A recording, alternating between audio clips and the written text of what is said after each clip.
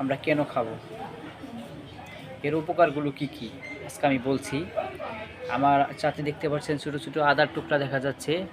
লাল চার ভিতরে আদা এবং আদা দিয়ে চা খেলে পরে কী ধরনের উপকার আসলে। প্রথমে আমি উপকারগুলো বলবো। এই আদা চা বা লাল চা খেলে প্রথমে ঠান্ডা সর্দি কাশি অনেকটা উপকার হয়। তারপর হজম শক্তিতে অনেক সাহায্য করে এই লাল চা। তারপর ওজন নিয়ন্ত্রণ করে, ওজন নিয়ন্ত্রণে অনেকটা উপকারী ভূমিকা পালন করে। তারপরে শরীরে রক্তের শর্করা মাত্রা নিয়ন্ত্রণ করে। তারপর পেটের যদি কোনো ধরনের কোনো গোলযোগ থাকে সেগুলো দ্রুত সেরে ফেলে। তারপরে এই লাল চা এবং আদা চা উভয়ের ভিতরেই অ্যান্টিঅক্সিডেন্ট নামক এক ধরনের পদার্থ বিদ্যমান, যে কারণে এই পদার্থের কারণে এই শরীরে অনেক ধরনের ক্ষতিকারক রেডিকেল থেকে আমাদের এই অ্যান্টিঅক্সিডেন্ট নামক পদার্থ আমাদেরকে রক্ষা করে।